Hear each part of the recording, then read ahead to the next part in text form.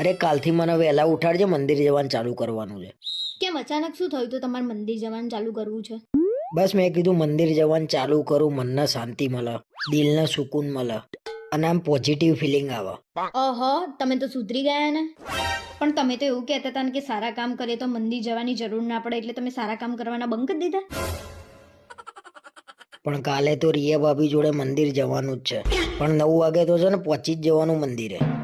એક કામ કરજો, 8:45 વાગે નીકળજો, એટલે રિયા ભાભી પહોંચો ને પહેલા તમે મંદિરે પહોંચી જાઓ. એ જ પ્લાન છે. શેનો પ્લાન?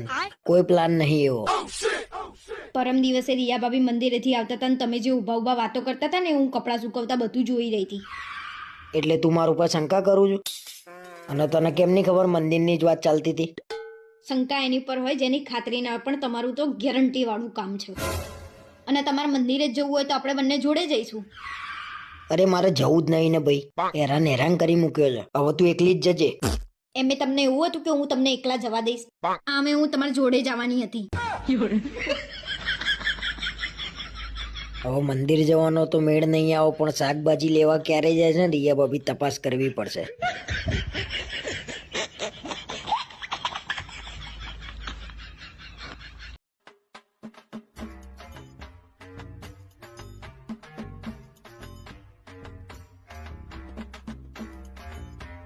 પણ તારા છે ને હવે હું ગાડી ચલાવતો ને એટલે બાજુમાં બેવાનું જ નહીં.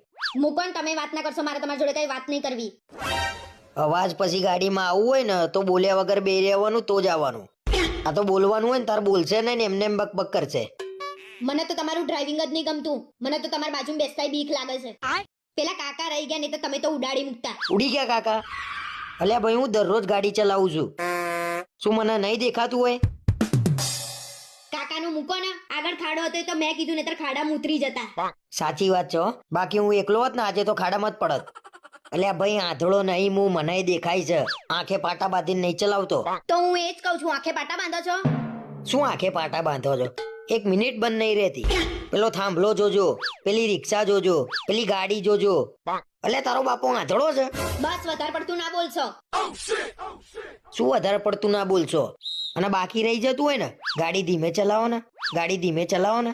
અને તું પાછળ ઊભી હતી તો એવડો મોટો થાંભલો ત્યાં નતો જોયો? મેં તો થાંભલો જોયો તો, પણ તમે મને બોલવાની ના પાડી હતી, એટલે હું શું લેવા કહું કે પાછળ થાંભલો છે? બે આવડો મોટો ગોબો પડી ગયો ગાડી પાછળ. આ તો સારું થયું કે થાંભ.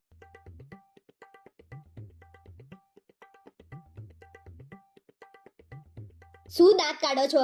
મને તો ગુસ્સો આવે છે તમારી ઉપર. મારી ઉપર શું લેવા ગુસ્સો આવે? તે કીધું તું કે રવિવારે લગન છે તો હું તને લઈને ગયો. અરે મેં કંકોત્રીમાં જોયું ને તો મેં રવિવાર જોયું, અને તમે કંકોત્રી વાંચી તો શું જોયું તું? મેં એટલું જોયું તું કે આ પાર્ટી પ્લોટ છે ને આટલા વાગે જમણવાર છે, બીજું કઈ મેં નતું જોયું. મારે એકલીનો વાંક નહીં, તમારો વાંક છે. તમારે જોવું જોઈએ કે કઈ તારીખે છે. ભાઈ દરેક માણસના ઘેર કંકોત્રી આવે ને એટલે એ લોકો ખાલી એટલું જ જોવે કે જમણવાર ક્યારે છે, કેટલા વાગે છે, કઈ જગ્યાએ છે, બીજું કઈ ના જુઓ કોઈ. ખાવા સિવાય બીજો કોઈ ધંધો છે? અને ત્યાં ખબર છે કે બીજાના લગન છે તોય ડીશ લઈને તમે બેહી ગયા હતા. તો શું તું અત્યારે આવીને જમવાનું બનાવત રાતે? હું શું લેવા બનાવું? અને તમારે જોવું જોઈએ કે આ રવિવાર લગન નહીં, આવતા રવિવાર લગન છે. ભાઈ મેં ડીશ લીધી ને તો જોડે તે ડીશ લઈ લીધી હતી, અને મને ખબર હતી ઘરે આવીને કોઈ રાંધવાનું નહીં, મારા બહારથી જ લાવવું પડત. અને ખોટો ખર્ચો કરું એના કરતા ત્યાં મફતમાં ના ખાઈ લઉં. મફતનું ખાવાની તો તમને બહુ મજા આવી હશે નહીં? શરમ ના આવી? એમાં શેની શરમ ભાઈ? બની ઠંડીને તૈયાર થઈને ગયા હતા, ગમે તેનું લગન હોય જમી લઈએ. હા, તમારે તો નાનપણની ટેવ છે નહીં, ગમે તેના લગનમાં ઘૂસીને જમી લેવાનું. તમારે તો જૂની યાદો તાજી થઈ ગઈ હશે નહીં? આવું બોલી એનું દુઃખ નહીં, પણ આને કઈ કોને દીધું ને મને એ નહીં ખબર પડતી, પણ જમવાની મજા આવી ગઈ હો.